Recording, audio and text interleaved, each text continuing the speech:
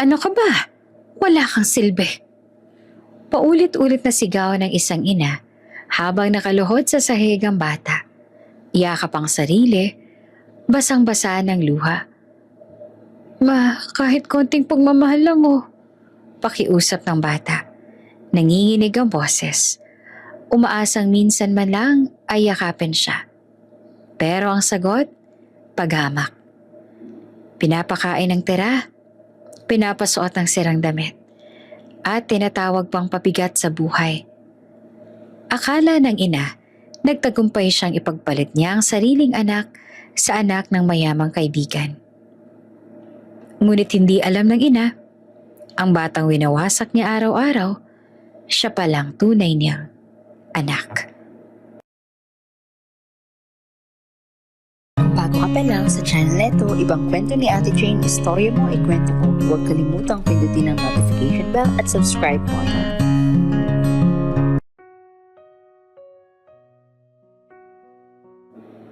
Magkasabay lumaki sina Carmela at Liva sa isang maliit at masikip na barangay sa gilid ng lungsod. Mga bahay na dikit-dikit, bubong na yero at mga pangarap na tila laging masyadong malaki para sa lugar na kinalakan nila. Bata pa lang sila, mag-aakbay na silang humaharap sa buhay.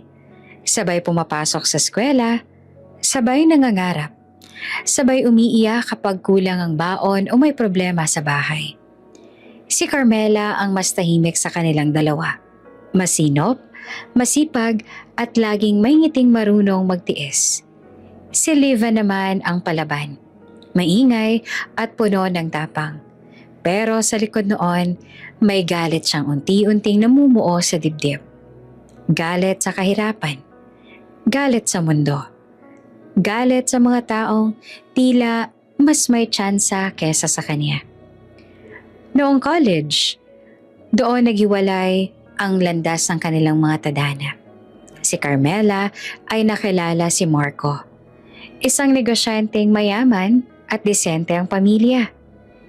Hindi agad naniwala si Liva noong una.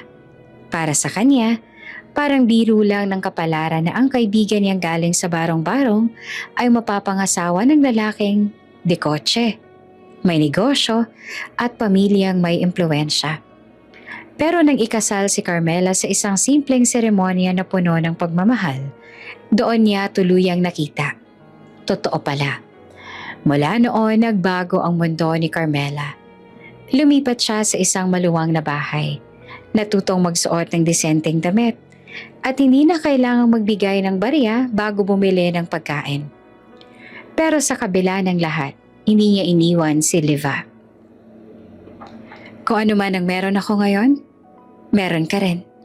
Madalas siyang sabihin. At totoo iyon. Nang mabuntis si Liva at iwan ng lalaking nangako pero hindi tumupad, si Carmela ang unang umakbay sa kanya. Siya ang nagbayad ng check-up, bumili ng vitamins, nag-alok ng tirahan ng palayasin si Liva ng sarili nitong pamilya. Dito ka muna, sabi ni Carmela habang hawak ang kamay ng kaibigan. Hindi ka nag-iisa.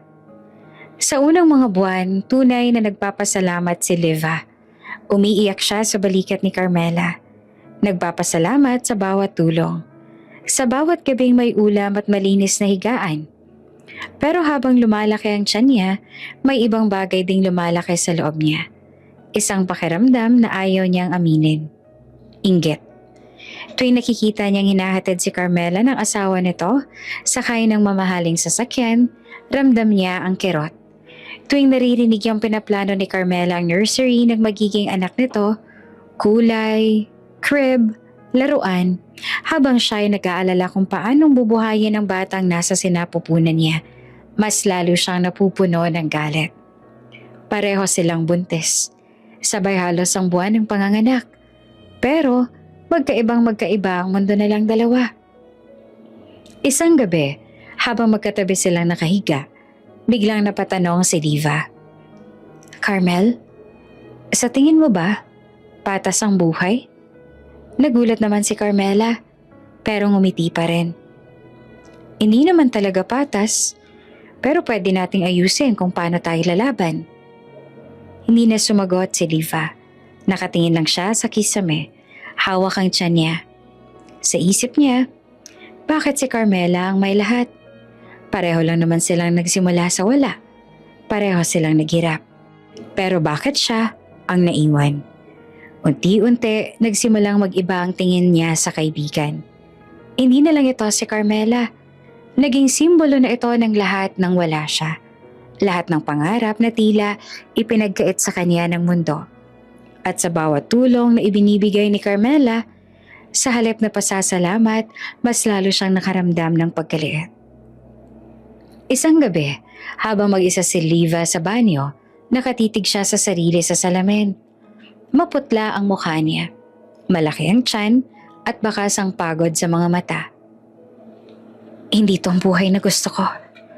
Bulong niya sa sarili. Hindi ako dapat ganito. Sa loob ng kanyang isip, unti-unting nabuo ang isang ideyang mapanganib. Isang ideyang pilit niyang tinataboy sa una, pero paulit-ulit na bumabalik. Kung may pagkakataon lang. Kung may paraan lang. Sabay silang nanganak. Sabay silang magiging ina. At sa gabing iyon, sa gitna ng katahimikan ng bahay ni Carmela, may isang desisyong tahimik na sinilang.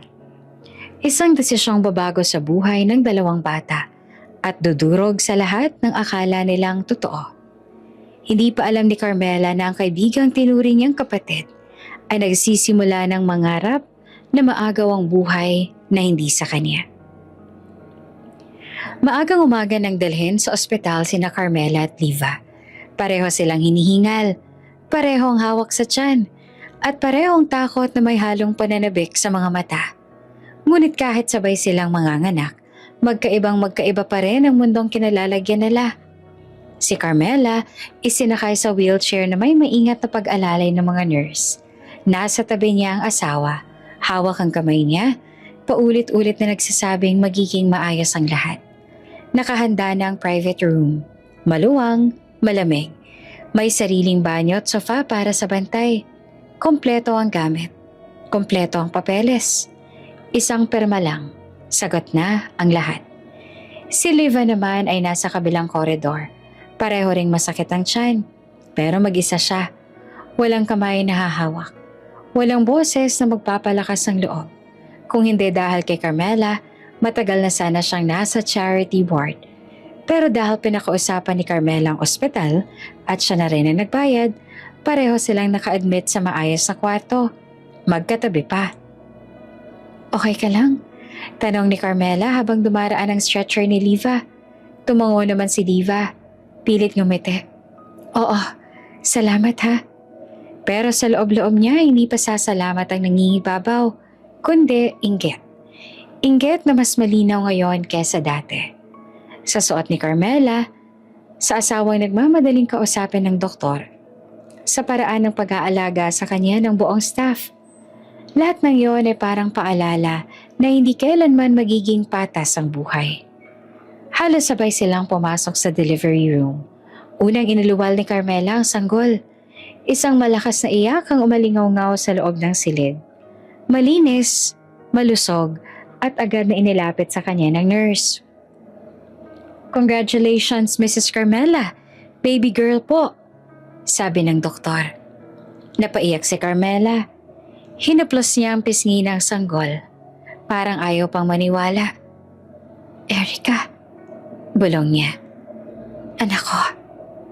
Ilang oras ang lumipas bago naman nanganak si Liva. Mas mahaba ang naging labor niya. Mas mabigat ang pagod. Nang sa wakas ay umiyak ang sanggol, walang asawang hahagulgol sa saya. Walang pamilya na magpapalakpakan. Isang nurse lang ang ngumiti at nagsabing, Baby girl din po. Tahimik naman si Liva. Tinitigan niya ang sanggol. Maliit, kulubot, pero buhay. Irene ang napagkasundoan niyang ipangalan. Sa isang iglap, parang nawala ang lahat ng sakit at pagod. Pero sandali lang. Paglipat ng mga sanggol sa nursery, doon na tuluyang bumigat ang dibdib niya. Magkatabi ang crib ni na Irene at Erica. Parehong baby girl, parehong bagong paligo, Parehong may name tag. Ngunit sa paningin ni Liva, hindi sila magkapantay. Si Erica may kompletong gamit. May yaya na agad naghihintay. May mga stuffed toy na nakahanda. May kinabukasang malinaw ang direksyon. Si Irene naman may ina na walang trabaho, walang asawa at walang kasiguruhan. Habang nakatingin si Liva sa salamin ng nursery, bumalik sa kanya ang lahat ng gabing umiiyak siya sa dilim. Lahat ng tanong na walang sagot. Lahat ng pagkakataong pakiramdam niya ay talunan siya ng mundo. Bakit siya? Bulong niya sa sarili. Pareho lang naman kami naghirap. Sa isip niya ay parang malinaw ang sagot. Dahil may mga taong mas siniswerte. At kung ganon, bakit hindi niya agawin ang swerte na nasa harap na niya? Gabi na nang unti-unting humupa ang ingay sa ospital. Tahimik ang koridor. Abala ang mga nurse sa iba't ibang pasyente. Sa loob ng nursery, tanging mahinang ilaw lang ang bukas.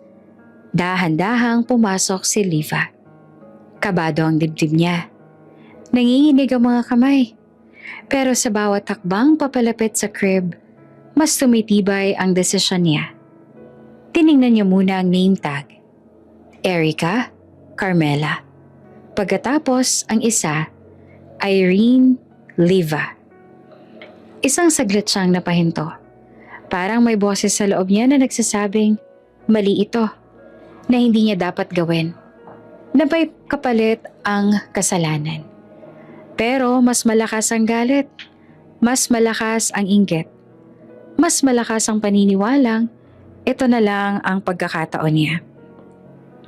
Mabilis niyang inangat ang sanggol sa crib ni Carmela, si Erica, at inilagay sa higaan ni Irene. Pagkatapos kinuha niya naman si Irene at inilagay sa crib ni Erica. Isang minutong katahimikan. Walang umiyak, walang nakakita. Huminga siya ng malalim, tsaka lumabas ng nursery na parang walang nangyari. Sa loob naman ng kwarto nakahiga si Carmela. Hawak ang rosary. Nagpapasalamat sa ligtas na panganganak. Hindi niya alam na ilang metro lang ang layo, may kaibigang naglaro sa kapalaran ng kanilang mga anak. Habang si Liva naman ay nakahiga rin. Nakatitig sa kisame, may kakaibang ngiti sa labi. Sa isip niya, tapos na ang laban. Nanalo na siya. Ang hindi niya alam na may isang matang nakakita at may isang lihim na hindi mananatiling tahimik magpakailanman. Tahimik ang ospital ng gabing yon. Ilang oras ang nakalipas mula nang mailipat sa nursery ang mga sanggol at karamihan sa mga nurse ay naka-assign sa ibang pasyente. Sa dulo ng koridor, mabagal ang lakad ni Yaya Belen.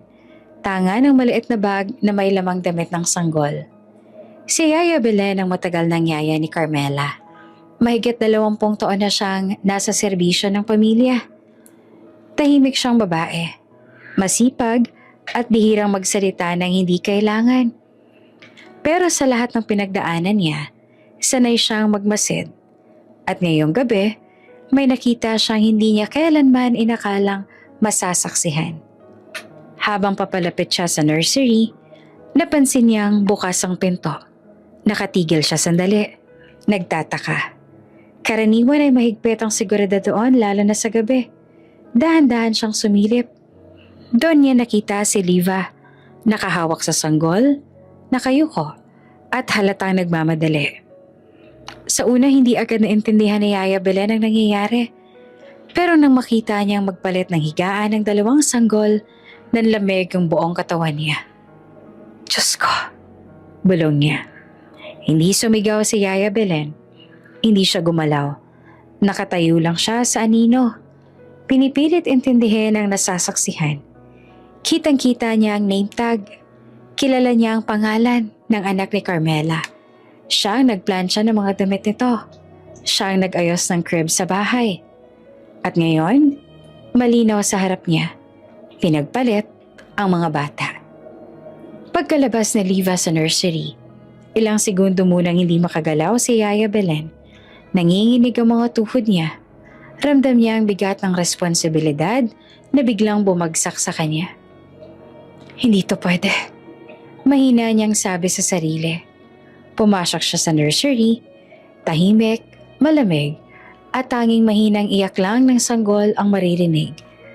Lumapit siya sa mga crib. Tinitigan ng mga bata. Parehong inosente.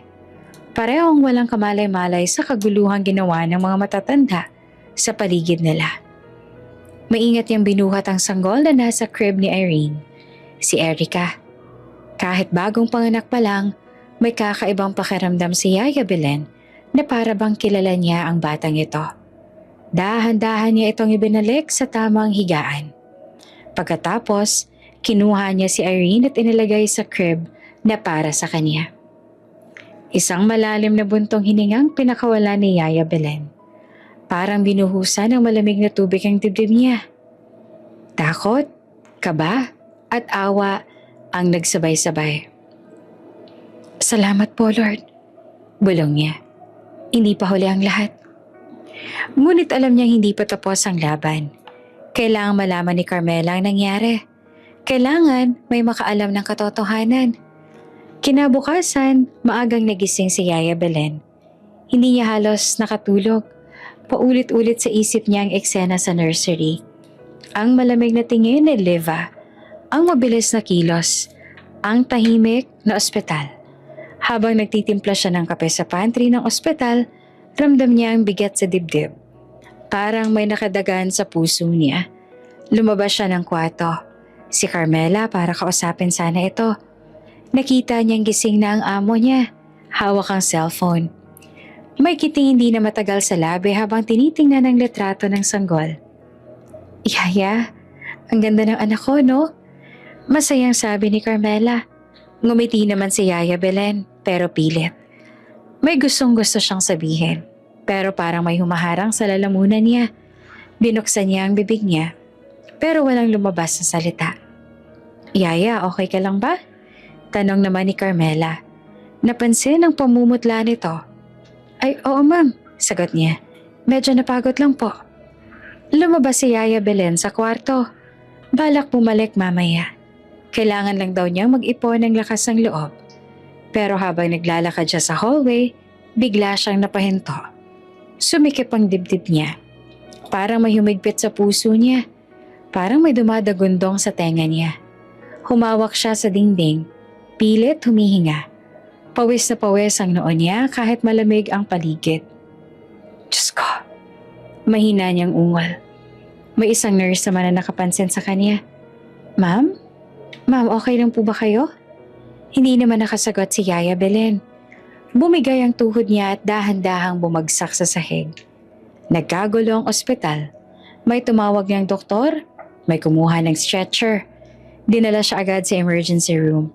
Habang nilalapatan ng lunas, pabalik-balik sa isip ni Yaya Belen ang mukha ni Carmela.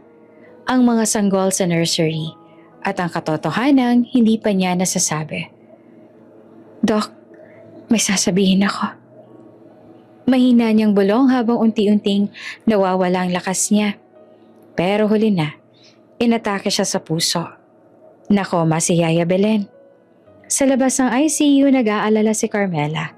Hindi niya maintindihan kung bakit biglang bumagsak ang yaya niya. Hawak niya ang kamay ni Marco. Puno ng tanong ang mga mata. Dok, ano pong nangyari? Tanong niya.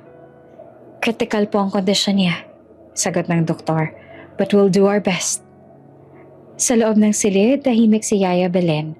Nakahiga, may mga tubo at makina sa paligid.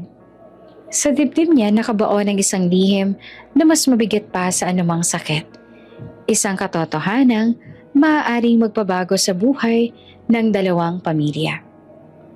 At habang lumilipas ang oras, unti-unti nagsasarang pinto ng pagkakataong mailabas ang katotohanan.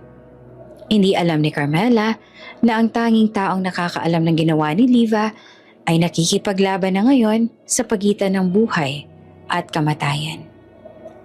Lumabas si Liva sa ospital na may kakaibang gaan sa dibdib. Hawak niya ang sanggol. Balot sa kumot na binili ni Carmela. At sa isip niya, dala-dala niya ang buhay na matagal niya nang pinangarap. Hindi niya alam, hindi niya naisip na may naganap na tahimik na pagwawasto sa nursery. Para sa kanya, tapos na ang lahat. Nanalo na siya. Sa papel, malinaw ang pangalan. Irene Liva. Sa puso niya, mas malinaw ang paniniwala. Ang batang ito ang anak ni Carmela.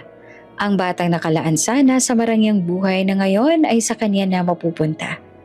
Habang bumabiyahe pa uwi, nakatingin si Liva sa mukha ng sanggol. Tahimik itong natutulog. Walang kaalam-alam sa bigat ng kasinungalingang nakapatong sa buhay niya.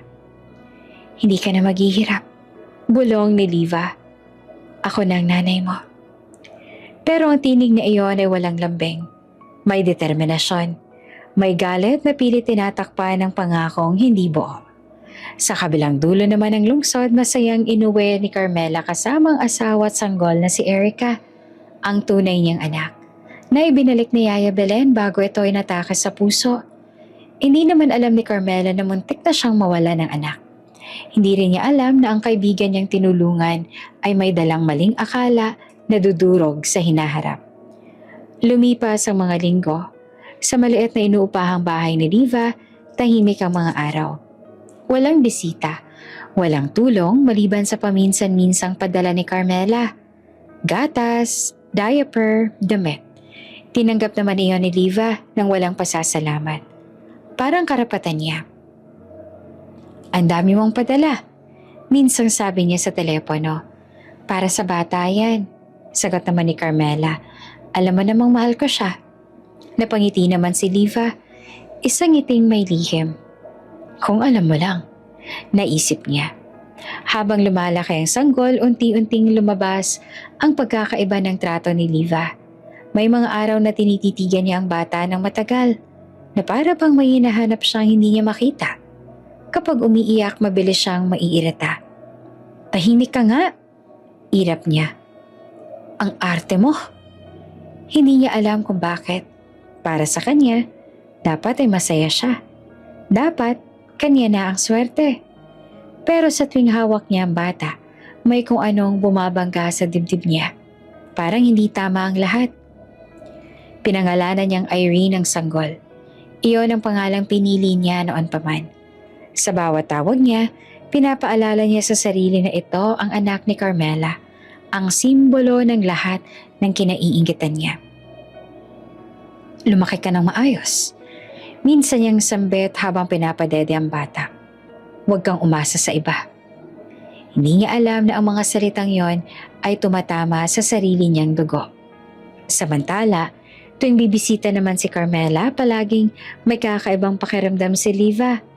Kapag hawak ni Carmela ang bata, may bahagyang kaba sa kanya. Takot na baka may mapansin, baka may maramdaman. Pero wala. Walang hinala si Carmela. Buo ang tiwala niya sa kaibigan. Ang galing mong mag-alaga. Papuri pa ni Carmela minsan. Napangiti si Liva, pero sa loob-loob niya, kung alam mo lang kung kanino talaga galing ang dugong to. Sa mga sumunod na buwan, lalong naging malinaw ang maling akala ni Liva. Sa tuwing may sakit ang bata, naiirita siya. Kapag may gastos, nagre-reklamo siya. Pabigat. Minsan niyang nasabi habang nagpapalit ng diaper. Natigilan siya sandali. Parang may kumurot sa puso niya, pero mabilis siyang tinabunan ng pakiramdam. Hindi kita ginusto. Bulong niya. Napilitan lang ako. Sa paningin ni Liva, tama lang ang ginagawa niya. Sa isip niya, tinuturuan lang niya ng hirap ang anak na kaibigang kinaiinggitan niya. Isang uri ng paghihigante na tahimik, pero matagal ang epekto. Hindi niya alam na sa bawat sigaw, sa bawat pangmamaliit, sa bawat pagkakait, sarili niyang anak ang unti-unting winawasak niya. Dumating ang balita tungkol kay Yaya Belen. Nakakoma pa rin. Hindi pa nagigising. Walang ideya si Liva na ang yaya ang tanging nakakita sa ginawa niya. Para sa kanya, ligtas na ang lihim. Wala nang makakapagpatunay. Siguro hindi na siya magigising. Sabi niya minsan, walang emosyon. Sa gabing iyon, habang tahimik ang bahay, umiyak ang bata ng matagal. Umupo si Liva sa gilid ng kama. Pagod na pagod. Tumigil ka. Galit niyang sabi, "Wala akong lakas para sa'yo." Humagulgol ang bata, parang may hinihingi. Hindi gatas, hindi lampin, kundi yakap. Isang yakap na hindi kailanman dumating. At sa katahimikan ng gabing yon, isang maling akala ang lalong tumibay sa puso ni Liva. Isang kasinungalingang magiging dahilan ng mahabang kalbaryo ng isang batang ang tanging kasalanan ay isinilang sa maling kamay. Mabilis na lumipas ang mga buwan at unti-unti nang nagkaroon ng sariling ritmo ang buhay ni na Carmela at Liva bilang mga ina. Madalas na bumisita si Carmela sa inuupahang bahay ni Liva. Minsan may dalang pagkain, minsan naman gatas, minsan damit ng bata. Para sa kanya, normal lang yon. Magkaibigan sila, parang magkapatid. Hindi niya kailanman naisip na may mali. Isang hapon, dumating si Carmela kasama ang asawa niyang si Marco. May dalang mga grocery at bagong bote ng gatas. Mainit ang panahon at halatang pagod ang mag-asawa galing trabaho. "Kamusta kayo?" Masiglang bati ni Carmela pagpasok. "Okay lang," sagot naman ni Liva, pilit nang umiti. "Medyo makulit lang ang bata." Sa loob ng sala biglang umiyak ang sanggol na hawak ni Carmela. Si Erica. Malakas ang iyak. Tuloy-tuloy, parang may hinahanap. Pinilit siyang padedehin ni Carmela, pero ayaw kumalma. "Bakit ayaw tumigil?" Nag-aalala niyang tanong. Nasa kusina naman si Liva noon, naguhugas ng baso. Nang marinig ang iyak, bigla siyang kinabahan. Parang may kung anong bumigat sa dibdib niya. Kilala niya ang iyak na yon. Iyak na matagal niya nang naririnig sa gabi. Lumapit siya, tiningnan ng bata sa bisig ni Carmela. Sa isang iglap may pumasok na ideya sa isip niya. Isang ideyang hindi niya napag-isipan ng buo. "Ako na lang," sabi ni Liva bigla. "Baka gutom pa." Nagulat naman si Carmela. "Ha? Pero, sanay ako." Dugtong ni Liva, sabay kuha sa bata. Baka iba lang talaga ang gusto niya. Wala namang masamang hinala si Carmela. Ibinigay niya ang sanggol kay Liva, tsaka umupo sa sofa. Si Marco naman ay nagbukas ng laptop sa gilid. Abala sa email. Dinala ni Liva ang bata sa kwarto. Nanginginig ang mga kamay niya habang isinara ang pinto. Sa loob-loob niya, wag sana. Wag sana magkamali. Dahan-dahan niyang iniangat ang damit niya at nilapit ang sanggol sa dibdib. Sa sandaling iyon, tumigil ang iyak. Kumapit ang bata. Parang may nakilala. Nanlaki naman ang mga mata ni Liva. Hindi. Hindi pwede. Bulong niya sa sarili. Pero totoo ang nangyayari. Dumedede ang sanggol. Tahimik, kampante. Parang nasa tamang lugar. Sa labas ng kwarto, napansin ni Carmela ang katahimikan. "Uy, tumigil na," sabi niya kay Marco. "Ang galing ni Liva." Tumayo si Marco at lumapit sa pinto. "Tingnan ko lang ha," sabi niya. Nanlamig si Liva nang marinig ang yapak sa labas. Mabilis niyang ibinaba ang sanggol at ibinalik sa bote. Kunwaring pinapadede. Kumatok naman si Marco. "Okay ka lang ba dyan?" "Oo," sagot naman ni Liva. Pilit kalmado ang boses. "Nakainom na." Binuksan niya ang pinto. Agad niyang iniabot ang sanggol kay Carmela na hindi man lang nagduda. Tahimik na ulit ang bata. Ngumiti si Carmela. "Salamat mukhang gutom nga." Hindi naman makatingin si Liva. Pawis na pawis ang noon niya kahit may electric fan sa kwarto. Bumabalik sa isip niya ang ilang segundong yon. Kung paanong tumigil ang iyak. Kung paanong kumapit ang bata. Bakit ganon? Tanong niya sa sarili. Bakit parang familiar? Umalis ang mag-asawa makalipas ang ilang sandali. Pagkasara ng pinto, napaupo si Liva sa sahig. Nanginginig ang buong katawan niya. Muntik na, bulong niya. Muntik na. Sa gabing iyon, hindi siya nakatulog. Paulit-ulit niyang inaalala ang nangyari. Alam niyang hindi normal yon. Alam niyang may mali. Pero sa halip na hanapin ang katotohanan, mas pinili niyang itaboy ang pagdududa. Kinabukasan, bumisita ulit si Carmela. Mag-isa naman. May dala siyang pagkain at mga bagong lampin. Sa loob ng bahay, magkatabi ang dalawang sanggol sa kama. Si Irene, ang tunay na anak ni Liva, ay tahimik lang. Habang si Erica naman ay mahimbing na natutulog. Napansin ni Carmela ang pamumutla ni Liva. "Okay ka lang ba?" tanong niya. "Okay lang," sagot ni Liva. "Pagod lang." Hindi niya na binanggit ang nangyari. Ayaw niya nang balikan. Ayaw niyang isipin. Sa kanya, sapat na ang isang bagay. Hindi siya nahuli. Ngunit sa kaibuturan ng puso niya, may isang takot na unti-unting umuusbong. Takot na baka balang araw, ang katotohanang pilit niyang tinatabunan ay kusang lalabas. At sa gitna ng katahimikan ng bahay, may isang sanggol na muling umiyak. Isang yakap na puno ng gutom, lamig, at pangangailangang hindi niya alam kung kanino niya dapat hilingin. Halos sabay nagkasakit ang dalawang sanggol.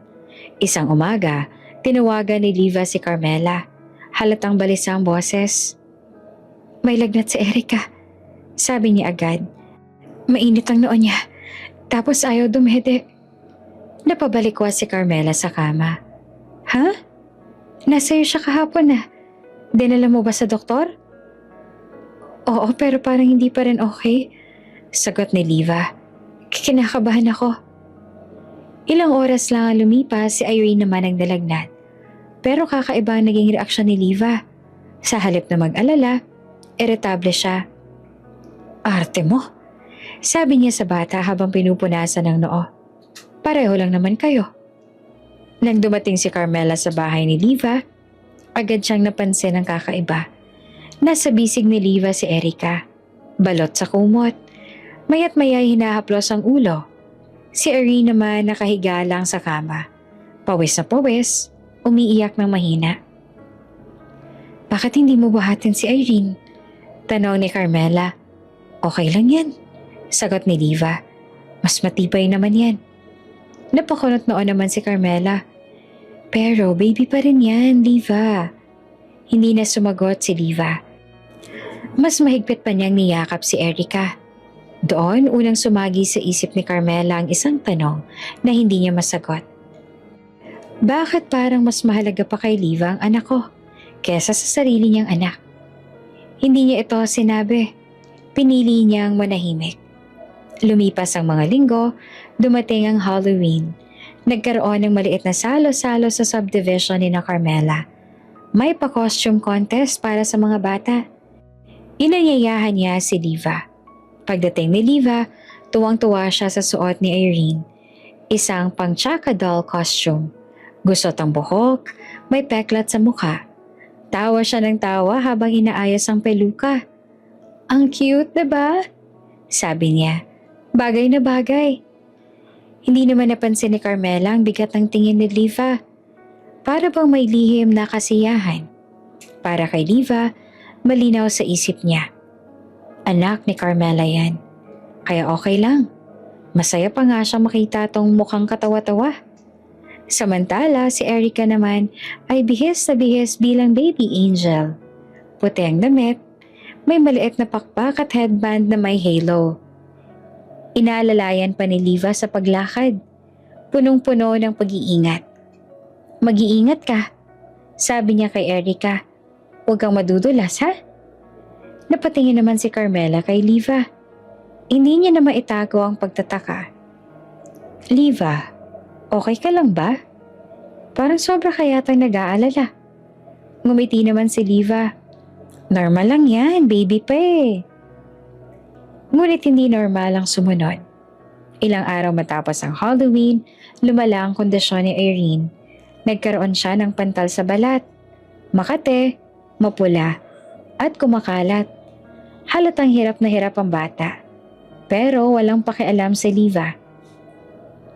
"Hayaan mo yan," sabi niya. "Buti nga para hindi makinis paglaki." Parang may sumabog sa dibdib ni Carmela nang marinig yon. Liva, hindi normal yan. Kailangan siyang ipatingin.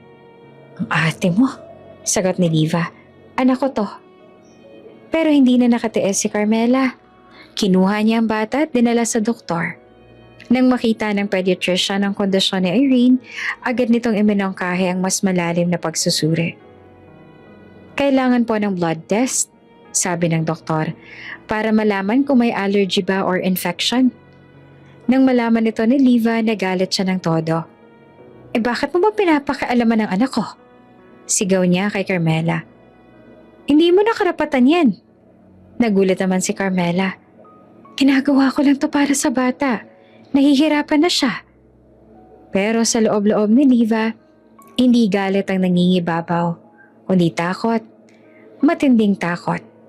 Isang tanong ang paulit-ulit na nasa isip niya. Paano kung hindi kami mag-match ng dugo? Kinabukasan, lumabas ang resulta ng blood test. Inabot ng nurse ang envelope kay Liva. Hindi niya ito binuksan. Sa halip, pag-uwi niya, isinara niya ang pinto. Kinuha ang lighter at dahan-dahang pinunit ang papel. Isa-isa niyang sinunog ang mga pahina. Pinanonood habang nagiging abo. Walang silbi yan. Bulong niya. Hindi ako naniniwala sa mga ganyan. Nang tanungin siya ni Carmela kinabukasan, mabilis ang palusot niya. Hindi na kailangan, gagaling din naman niya ng kusa. Tinitigan siya ni Carmela. May kung anong bumigat sa dibdib niya. Isang kutob na ayaw niyang paniwalaan. Samantala, si Irene naman ay patuloy na nagtitiis. Sa bawat hapdi ng balat, sa bawat gabing hindi siya makatulog, may isang inang piniling pumikit sa katotohanan. At isang inang hindi niya alam ay siya palang tunay na dapat yumakap sa kanya. Takot si Liva na baka mabasa sa result at malaman na hindi sila match ni Irene. Kaya hindi niya binasa ang laman ng envelope na match pala sila. Di sana, nalaman niya na noon na anak niya pala si Irene. Habang lumilipas ang mga taon, unti-unti nagbabago ang anyo ng mundo ni Irene. Hindi dahil gumaganda ang buhay, kundi dahil mas malinaw na sa kanya kung gaano itong kasakit. Lumaki siya sa bahay na laging may sigaw. Hindi sigaw ng tawanan, hindi sigaw ng saya, kundi sigaw ng galit. Araw-araw, pagising pa lang niya, ramdam niya na ang bigat sa dibdib. Hindi pa man siya bumabangon sa banig. Alam niya na kung anong klase ang araw na sasalubong sa kanya base sa tono ng boses ng kanyang ina. Irene, bumangon ka na! Ang tamad-tamad mo. Bilis! Wala ka namang silbi. Sanay na siya roon. Kahit masakit, tinanggap niya bilang normal. Habang ang ilang bata ay inihahatid sa eskwela na may baong masarap, si Irene ay may dalang tuyo. Minsan kalahati lang, nakabalot pa sa lumang papel. Ang uniforme niya ay laging kupas. Minsan may punit sa laylayan. Kapag may napansin ng guro, yumuyuko lang siya at ngumingiti. Kunwari ay ayos lang. Pag uwi niya naman galing eskwela, wala siyang pahinga. Siyang inuutusan sa lahat. Magwalis, maghugas, mag-alaga sa bahay. Kapag may nakaligtaan siya kahit maliit lang, may katumbas agad na mura o sampal. Di ka na nga maganda. Hindi ka pa marunong kumilos. Sigaw ni Liva minsan, sabay tulak kay Irene sa gilid ng mesa. Nadapa naman si Irene, nasugatan ng tuhod. Hindi siya umiyak. Pinunasan lang niya ang sugat at tahimik na tumayo. Isang beses, nagkaroon ng birthday party ang kaklase niya. May cake, may regalo, may lobo. Pag uwi niya, may bitbit siyang maliit na papel na may drawing ng cake. Ginawa niya sa eskwela. Ma, mahina niyang sabi, birthday ko po bukas. Hindi man lang siya tinignan ni Liva. At ano ngayon? Kahit kandila lang po. Pakiusap ni Irene. Humarap si Liva sa kanya. Malamig ang mga mata. Hindi kita pinanganak para magdiwang. Kung gusto mo ng cake, magtrabaho ka paglaki mo. Kinabukasan, pumasok si Irene sa eskwela. na parang walang nangyari.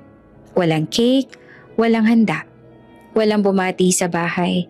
Sa classroom lang siya ngumingiti, pilit na natago ang lungkot. Sa gabi kapag patay na ang ilaw, doon lang siya umiiyak. Tahimik, nakayakap sa sarili.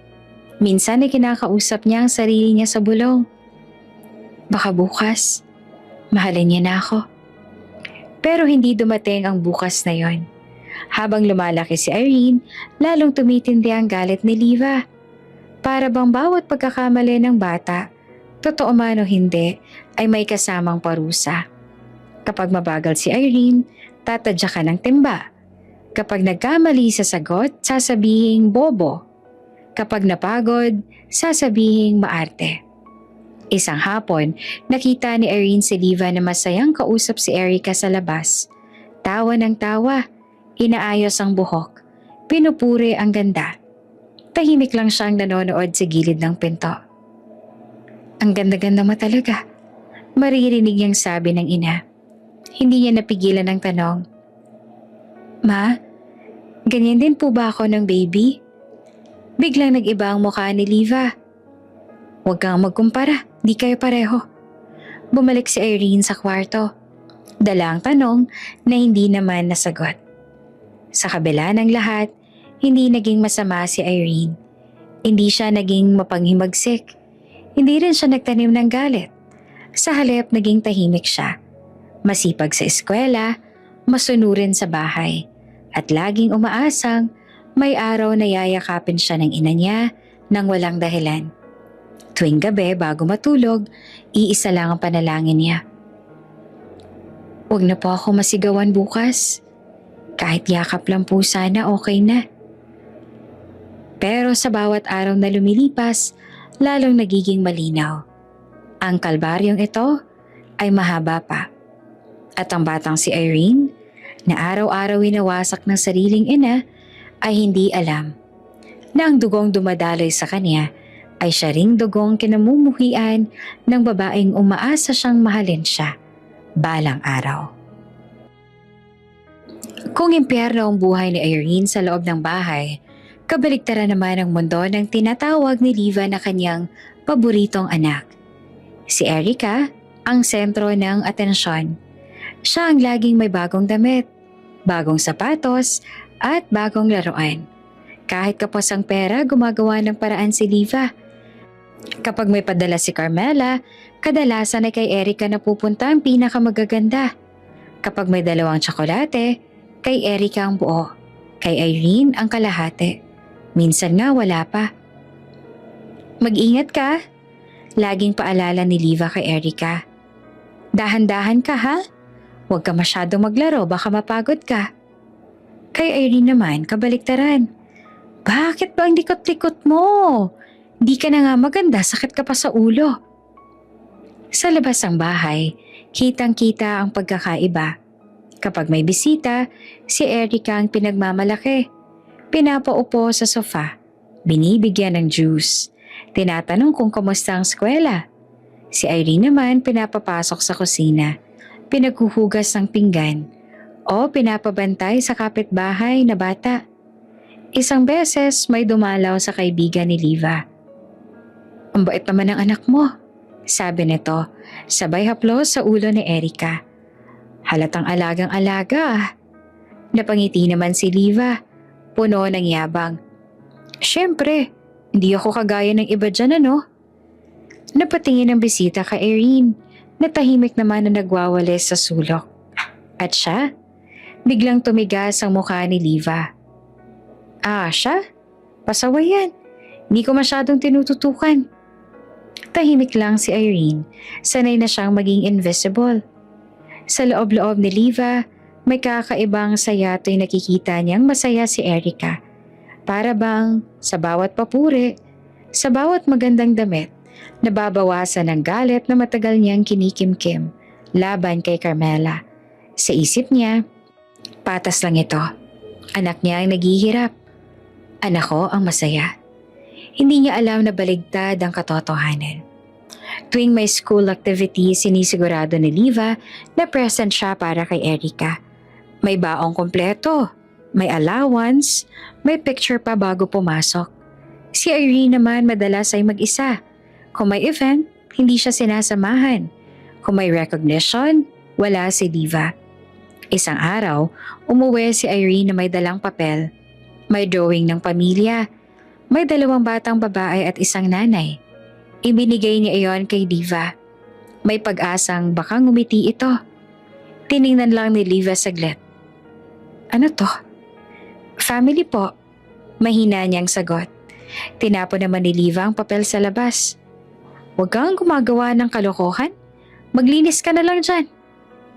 Kinagabihan narinig ni Irene ang tawa ni Liva at Erica sa sala. May pasalubong pala si Liva, isang maliit na teddy bear. Para sa'yo, masayang sabi ni Liva kay Erica, kasi mabait ka. Nakatayo naman si Irene sa pintuan ng kwarto. Pinipigilan ng luha. Hindi siya humihingi, hindi siya nagsasalita. Tinignan lang niya ang eksenang matagal niya nang gustong maranasan. Isang inang masaya sa piling ng anak. Sa bawat yakap na binibigay ni Liva kay Erica, mas sumitibay ang paniniwala niya na tama ang ginagawa niya. Para sa kanya, ito ang hustisya. Ito ang kabayaran sa mga taong mas pinalad kesa sa kanya. Ganito pala ang pakiramdam. Minsan niyang bulong sa sarili habang inaayos ang buhok ni Erica na ikaw ang may kontrol. Hindi niya napansin ang batang nasa likod niya, payat, tahimik at unti-unting natutong maniwala na hindi siya karapat-dapat mahalin. Sa paglipas ng panahon, naging malinaw sa lahat ng nakakakita. May paboritong anak si Liva at may isang batang palaging nasa anino. Nakatingin, naghihintay at umaasang balang araw magbabago ang lahat. Pero sa ngayon, ang mundo ni Irene ay nananatiling madilim, habang ang liwanag naman ay binubuhos lahat sa batang akala ni Liva ay hindi kanya. Tahimik si Irene, hindi dahil sa wala siyang sasabihin, kundi dahil maaga niyang natutunang walang nakikinig. Sa eskwela, iba siya. Hindi siya palakibo. Hindi rin siya mahilig magbida. Palagi siyang nasa hulihan ng pila. Tahimik na nagbabasa habang ang iba ay nagkukulitan. Pero kapag recitation na, siguradong nakataas ang kamay niya. Kapag exam, halos palaging perpekto ang scores niya. Hindi dahil gusto niyang maging bida, kundi dahil iyon lang ang alam niyang paraan para lang mapansin. Ang talino mo, sabi ng guru niya minsan matapos ibalik ang test paper. Consistent honor student ka na naman. Ngumiti lamang si Irene. Sa loob-loob niya, sana marinig ni Mama. Pero tuwing uuwi siya, bitbit ang medalya o certificate, iisa lang ang eksena. Mama, mahina niyang tawag. Hawak ang papel. May awarding po kanina. Hindi mala siya tinitingnan ni Liva. Oh, ano na naman yan?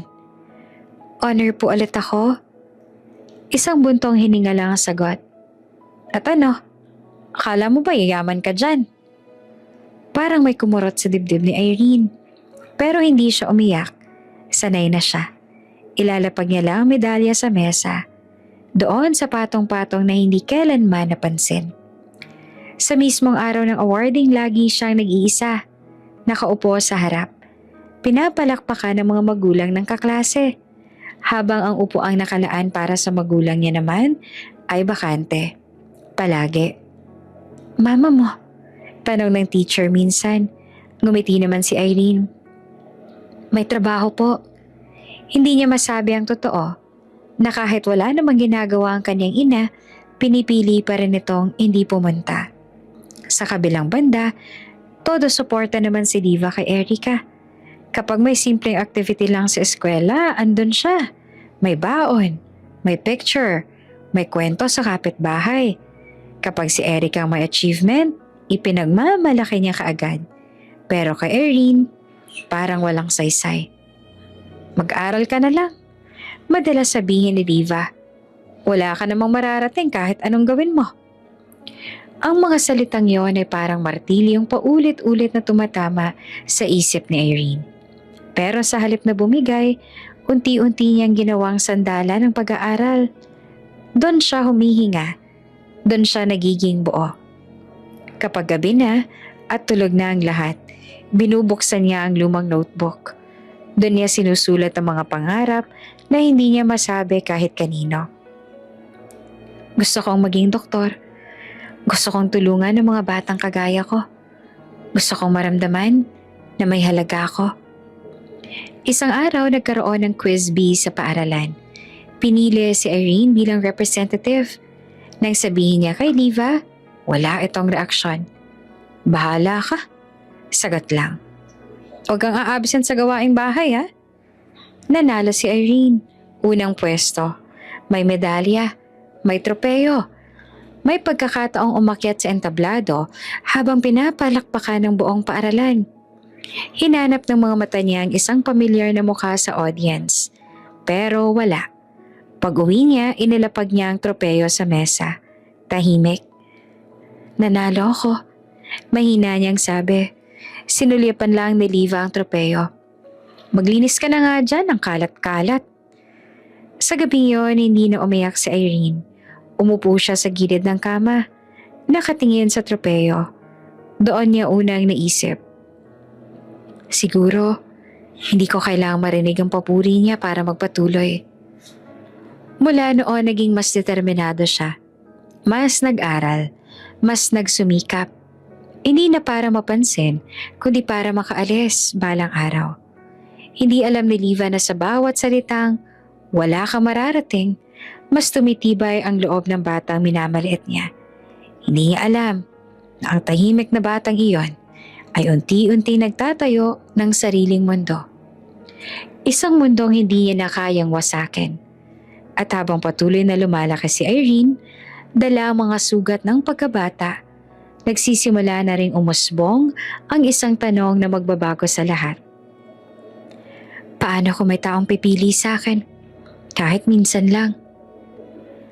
Lumaki si Irene na hindi marunong humingi. Hindi ng regalo, hindi ng atensyon. Lalo na hindi ng pagmamahal. Kaya nang dumating ang isang taong kusang tumingin sa kanya, kusang nakinig at kusang umunawa, hindi niya alam kung paano ang tatanggapin. Si Adrian ang pangalan niya. Nagkakilala sila sa isang school event. Volunteer si Irene. Tahimik lang sa gilid. Abala sa pag-aayos sa mga papel. Napansin siya ni Adrian dahil sa sipag at talino. Hindi siya pala salita, pero kapag nagsalita, may laman. Hindi siya pala biro, pero may lalim ang mga mata. Unti-unting naging magkaibigan, hanggang sa naging mas madalas ang usap. Mas mahaba ang mga lakad, mas malinaw ang nararamdaman. Hindi nagmadali si Irene. Takot siyang masaktan, takot siyang umasa. Pero sa bawat araw na pinipili siyang kausapin ni Adrian, sa bawat tanong nitong, kumain ka na ba? Unti-unting nabuo ang isang bagay na hindi niya inakalang mararanasan niya. Pag-ibig. Hindi marangya, hindi palaban. Tahimik lang, katulad niya. Nang malaman ni Liva ang tungkol dito, agad siyang nagbago ng anyo. Parang may sumabog na matagal ng kinikimkim na galit. Boyfriend! Sigaw niya. Ikaw? Sino ka para magka-boyfriend ng ganyang klaseng lalaki? Nanlaki ang mga mata ni Irene.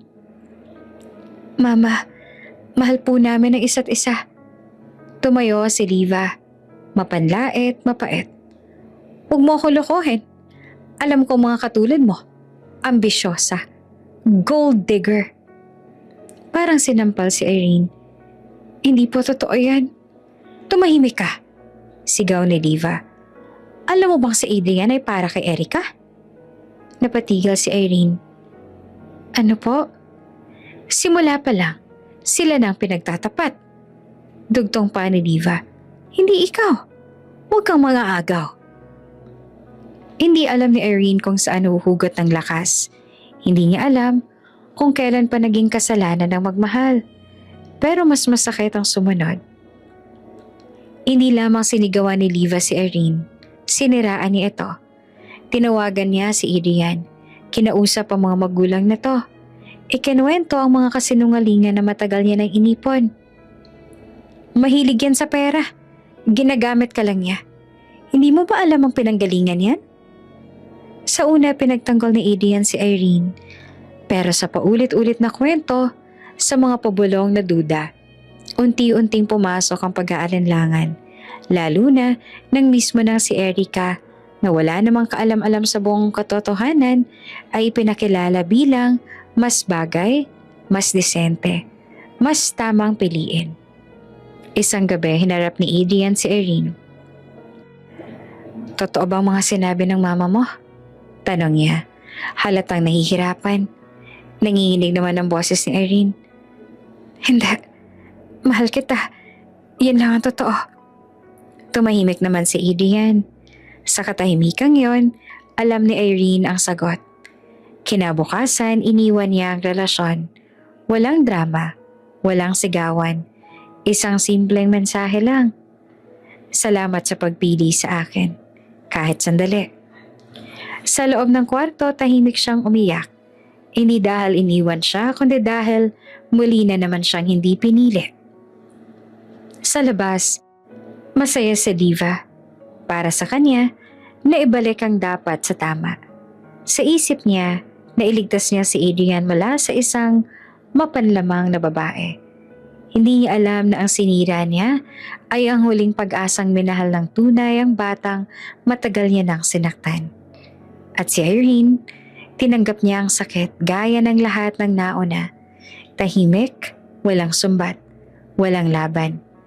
At sa gabing iyon, iisa lang ang taong sa isip niya habang nakatingin sa kisame. Bakit habang buhay ako hindi pinili? Hindi kailanman inisip ni Irene na darating ang araw na tatawag ang ospital.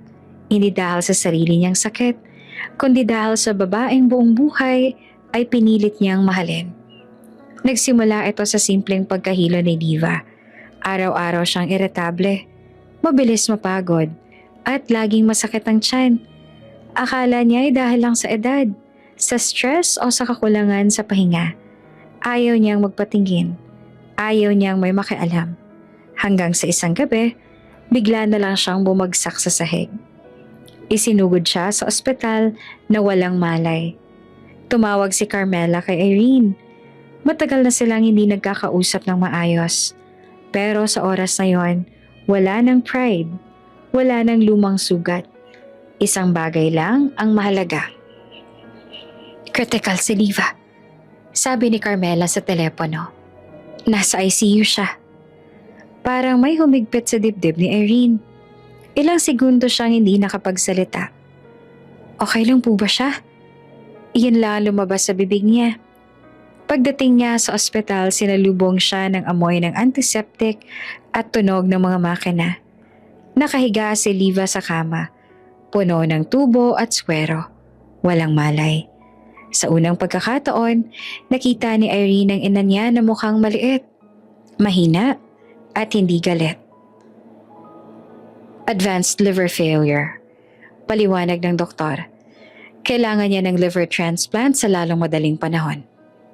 Nanlabig si Irene. May donor na po ba? Nagkatinginan ng mga doktor. Nagpatas na po kami sa mga posibleng kamag-anak. Sa ngayon, kayo lang po ang compatible. Parang umikot ang mundo ni Irene. Ako? Mahina niyang tanong. Oo, sagot ng doktor. Partial liver donation. Safe naman po. Pero malaking operasyon pa rin. Tahimik si Irene. Hindi niya alam kung anong mararamdaman. Hindi siya natakot para sa sarili niya.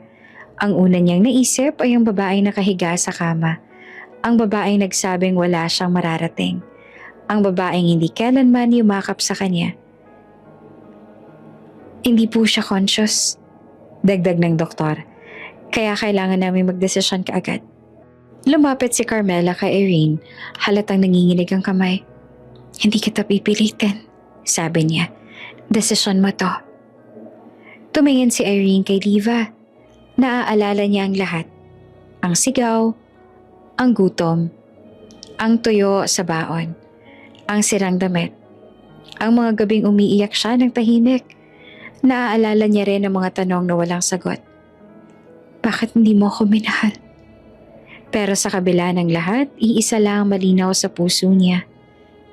Gagawin ko po, sabi niya. Nagulat naman si Carmela. Irene, sigurado ka ba? Tumango siya. Oo, anak niya pa rin po ako. Walang nakakaalam kung saan niya kinuha ang lakas na yon. Hindi niya rin sinubukang ipaliwanag.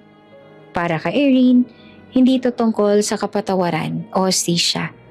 Ito ay tungkol sa pagiging tao, sa pagpili ng kabutihan, kahit hindi siya kailanman pinili. Inihanda siya para sa operasyon, nilagdaan ng mga papeles, ipinaliwanag ang mga panganib. Pero sa buong proseso, tahimik lang siya. Walang luha, walang reklamo. Bago siya ipasok sa operating room, sandali niyang tiningnan si Liva sa ICU. Hindi pa rin ito nagigising. Ma? Bulong niya kahit alam niyang hindi ito maririnig. Kahit minsan, piliin mo rin sana ako. Lumipas ang mahabang oras sa operating room. Sa labas, nag-aantay si Carmela. Halos hindi mapakali. Hindi niya maintindihan kung paanong ang batang inapit winasak ng isang ina ay siya ring kusang nagbibigay ng bahagi ng sarili para iligtas ang buhay nito. Matagumpay ang naging operasyon. Inilipat si Irene sa recovery room. Maputla, mahina, pero buhay. Si Liva naman ay nanatiling unconscious, pero stable na ang kondisyon. Ilang araw ang lumipas bago tuluyang nagising si Liva. Pagmulat niya ng mata, unang bumungad ang puting kisame. Sumakit ang buong katawan niya. May kung anong mabigat sa tiyan niya. Anong nangyari? Paos niyang tanong. Lumapit ang nurse. Naoperahan po kayo, ma'am. Nagkaroon po ng liver transplant. Donor is... Pilit niyang inaalala. Sinong donor? Tahimik sandali ang nurse bago sumagot. Si Irene po. Parang may bumagsak na mabigat sa dibdib ni Liva. Hindi. Mahina niyang sambit. Hindi pwede. Pero totoo. Buhay siya dahil sa batang buong buhay niyang winasak. At sa sandaling iyon, kahit hindi pa niya alam ang buong katotohanan, nagsimula ng gumuho ang mundong binuo niya sa kasinungalingan. Hindi agad nakabangon si Liva matapos magising mula sa operasyon. Hindi dahil sa sakit ng katawan, kundi dahil sa bigat ng isip. Araw-araw nakahiga siya sa kama ng ospital. Nakatitig sa kisame. Pinapakinggan ng tunog ng makina na siyang nagpapaalala na buhay pa siya. Buhay dahil kay Irene. Isang hapon, pumasok ang doktor dala ang mga papeles. Maingat ang tono. Parang alam nitong may sasabing hindi madaling tanggapin. Mrs. Liva, sabi ng doktor, kailangan naming ipaliwanag ilang resulta ng blood works ninyo. Tahimik si Liva, tumango lang siya. Bukod sa transplant matching, patuloy ng doktor, may lumabas na finding sa comparative blood typing. Kayo at si Irene ay full match, genetically. Kayo po ay totoong mag-ina. Parang tumigil ang mundo. Hindi. Paos yung sabi. May mali. Anak ko si Irene, oo, pero naputol ang salita niya. Sa utak niya, may mga eksenang biglang nagbanggaan. Ang nursery, ang crib, ang mga name tag. Ang gabing tahimik ang ospital. Mrs. Liva, sabi ng doktor, malinaw po ang resulta. Niiwan si Liva na mag-isa. Nanginginig ang kamay niya. Sa unang pagkakataon, matapos ang maraming taon, bumalik sa kanya ang gabing iyon. Ang palihim na pagpalit. At kasunod noon, ang isang tanong na parang kutsilyong bumaon sa dibdib niya. Kung anak ko si Irene, nasaan ang anak ni Carmela? Dahan-dahang nabuo ang sagot. May nagbalik. May nakakita. May nagwasto ng kasalanan niya. At siya ang nagkamali sa lahat. Humagulgol si Liva. Hindi tahimik, hindi pigil. Parang lahat ng luha na ipinagkait niya kay Irene ay bumalik sa kanya ng sabay-sabay. Sa bawat tikbe, may pangalan. Tuyo sa baon, sirang damit. Mga sigaw, mga sampal, mga gabing walang yakap. Kinagabihan, hiniling niyang dalhin sa kanya ang mga gamit ni Irene na naiwan sa bahay. Mga lumang notebook at isang maliit na diary na nakatago sa ilalim ng damit. Hindi niya alam kung bakit, pero may puwersang humihila sa kanya para buksan iyon. Sa unang pahina, simple lamang ang sulat. Dear Diary, gusto ko lang maging mabuti para mahalin ako ni Mama. Nanginig ang mga daliri ni Liva habang nagbabasa. May mga pahina tungkol sa eskwela. Kung paano nag-iisa si Irene sa awarding. Kung paano nakatingin siya sa bakanting upuan. May pahina tungkol sa birthday. Kung paano humiling siya ng kandila at tinanggihan. May pahina tungkol sa pagod. Kung paanong masakit ang likod niya sa kakautos. Pero mas masakit ang mga salitang wala kang silbi. Isang pahina ang nagpahinto sa kanya. Minahal ko si Mama. Kahit galit siya sa akin. Kahit minsan, gusto ko sana na yakapin niya ako. Kahit minsan lang. Hindi na kinaya ni Liva. Bumagsak ang diary sa sahig. Takip kamay sa bibig. Umiyak siya ng umiyak. Hindi bilang ina, kundi bilang taong huli na ang pagsisisi. Anak, bulong niya sa hangin. Anak ko. Sa sumunod na araw, kumimpirma ng ospital ang lahat ng resulta. Walang duda, walang lusot. Si Irene nga ang tunay niyang anak. At ang anak na buong buhay niyang iningatan na si Erica ay hindi kanya. Mas mabigat pa roon ang katotohanang matagal niya nang hinahanap. May isang taong nagligtas sa mga bata noong gabing yon. May nagbalik sa tama. At sa halip na magpasalamat, ginamit niya ang maling akala para magigante sa sarili niyang dugo. Hindi niya na kayang humarap kay Irene.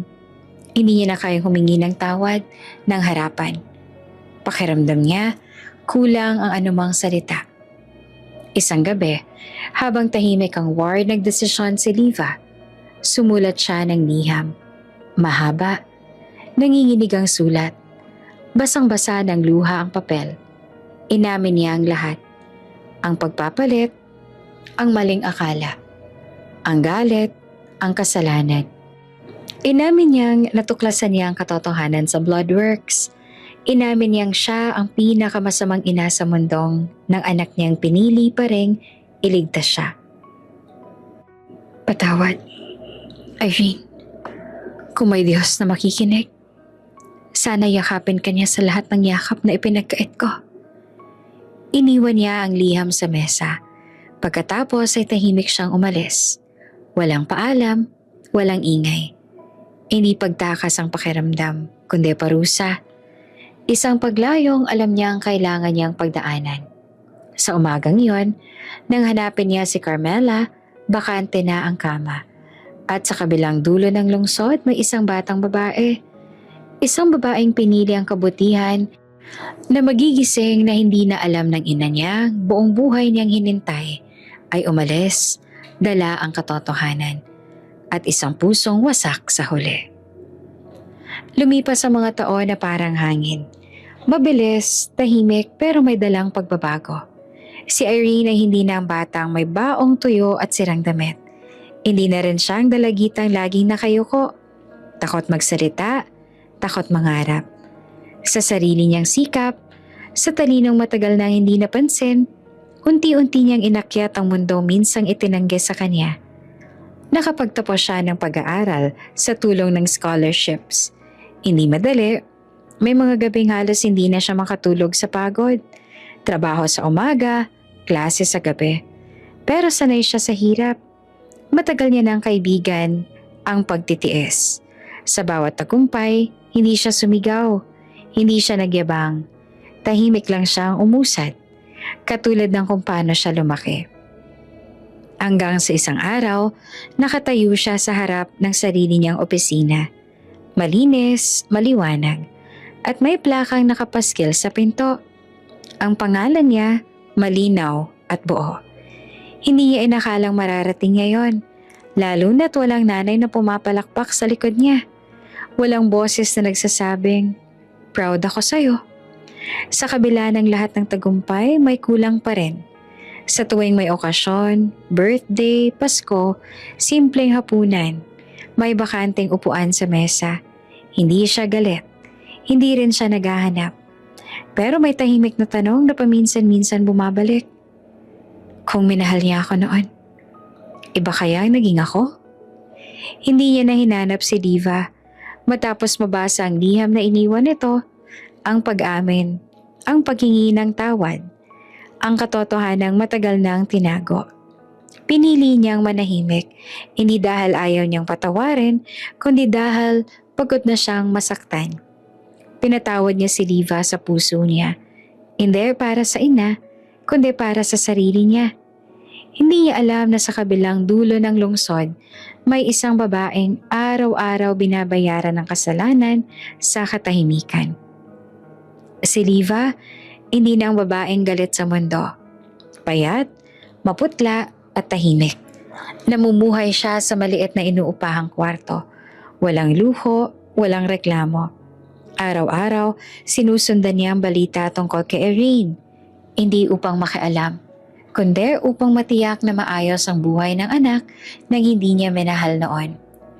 Minsan pumupunta siya sa malayo, sa mga lugar na alam niyang dadaanan ni Erin. Nakaupo lang siya sa bangko, nakatakip ang muka. Pinapanood ang anak mula sa distansya. Nakita niyang tumatawa si Erin kasama ang mga kaibigan. Nakita niya nagbibigay ng tulong sa mga batang kapos, mga batang kahawig ng dati niyang anak. Doon niya tuluyang naintindihan. Hindi niya kailanman nabasag si Irene. Sinugatan niya, oo, pero hindi niya napatay ang kabutihan nito. At iyon ang pinakamasakit. Isang gabi habang nag-iisa si Irene sa opisina, tiningnan niya ang mga papeles. Biglang napahinto ang kamay niya. Hindi dahil sa pagod, kundi dahil sa biglang bigat sa dibdib. Parang may tumatawag, parang may kulang. Hindi niya alam kung bakit, pero bigla niyang naisip ang isang tanong na matagal niya nang hindi tinatanong. Nasaan na kaya siya ngayon? Sa parehong gabi, sa maliit na kwarto ni Diva, nakahiga siya sa kama. Hawak ang lumang litrato. Isang batang babae na hindi niya niyakap noon. Tahimik siyang umiyak. Hindi para humingi ng awa, kundi dahil alam niyang baka huli na ang lahat. Hindi na kita kukunin pabalik. Bulong niya sa sarili. Pero sana, kahit isang beses, maramdaman mong mahal kita. Sa dalawang mundong magkalayo, may dalawang pusong parehong may sugat. Isa ang natutong mabuhay kahit walang yakap, at isa ang natutong magmahal kahit huli na. At sa gitna ng katahimikan ng mga taon, unti-unting humahantong ang lahat sa kanilang huling tagpo. Isang pagtatagpo na magpapasya kung ang patawad ay mananatiling tahimik o tuluyan ng lalaya. Hindi biglaan ang paghina ni Diva. Dahan-dahan itong dumating. Parang gabi na unti-unting lumalaman sa liwanag. Nagsimula sa madaling paghingal. Sa mga gabing hindi siya makatulog dahil sa sakit ng katawan at konsensya. Hanggang sa isang umaga, hindi na siya nakabangon sa kama. Isinugod siya sa isang maliit na ospital sa probinsya. Walang kasama, walang kamag-anak. Nang tanungin ng nurse kung sino ang tatawagan, wala siyang maisagot. May anak po ba kayo? Tanong ng nurse. Napapikit si Diva. Meron. Mahina niyang sabi. Pero baka ayaw niya ako makita. Sa kabilang dulo ng lungsod, abala naman si Irene sa trabaho na makatanggap siya ng tawag mula sa isang hindi pamilyar na numero. Karaniwan hindi siya sumasagot. Pero sa pagkakataong ito, parang may humila sa kanya. "Miss Irene?" Sabi ng boses sa linya. "Nasa ospital po ang mama ninyo. Kayo po ang huling kontak na binanggit niya." Nanlambot ang kamay ni Irene. Ilang segundo siyang hindi nakapagsalita. "Nasaan po siya?" Tanong niya sa wakas. Nagbiyahe si Irene ng tahimik. Walang galit, walang kaba. Tanging isang pakiramdam lang. Parang may isang kabanatang matagal nang nakabukas na sa wakas sa isasara. Pagpasok niya sa silid, nakita niya si Riva sa kama. Payat, maputla at halos hindi na makilala. Hindi na ito ang babaeng malakas ang boses at matalim ang tingin. Isa na lang itong ina na ubos na ang lakas. Pagbulat ng mga mata ni Liva, nakita niya si Irene sa tabi ng kama. "Irene?" Paos niyang tawag. Tumayo si Irene, lumapit ang dahan-dahan. Walang luha sa mga mata. Walang sumbat sa muka. "Ma," sagot niya. Parang gumuho ang lahat ng depensa ni Liva. Umiyak siya, hindi pigil, hindi maayos. "Patawad," paulit-ulit niyang sabi. "Anak, patawad." Umupo si Irene sa gilid ng kama. Tahimik lang siyang nakinig. Matagal niya nang alam ang sasabihin ng ina. Matagal na rin niyang napag-isipan ang isasagot niya. "Matagal na kitang pinatawad." Mahinahon niyang sabi. "Hindi dahil naging mabuti ka, kundi dahil ayokong dalhin ang galit habang buhay." Napatigil si Liva. Umangat ang tingin niya, puno ng pag-asa at takot. "At matagal kong hinintay." Dugtong rin ni Irene. Nanginginig ang boses pero matatag. "Ayang mahalin mo rin ako. Kahit ngayon lang." Tinakpan ni Liva ang bibig niya. Umiiyak. Pilit niyang iniangat ang mga braso. Mahina, nanginginig. At sa unang pagkakataon, niyakap niya ang anak niya. Mahigpit, totoo, walang kondisyon. Isang yakap na huli na, pero hindi nawala ang saysay. Sa loob ng silid, tahimik ang mundo. Walang sigaw, walang luha ng galit. Tanging dalawang pusong sugatan na sa wakas ay nagtagpo sa gitna. "Salamat," bulong ni Liva. "Salamat sa buhay ko at sa puso mo." Ngumiti si Irene. Hindi masaya, hindi rin malungkot. Kundi, payapa. "Magpahinga ka na, Ma." Lumipas ang ilang araw, tahimik na pumanaw si Liva. May ngiti sa labi. Hawak ang kamay ng anak na minsan niyang tinaboy. Wala siyang iniwang kayamanan. Walang ari-arian. Tanging isang hiling lang sa liham na iniwan niya. "Alagaan mo ang sarili mo. Huwag mo nang hanapin ang kulang sa akin. Buo ka na." Sa burol, iilan lang ang dumalo. Nandoon si Carmela.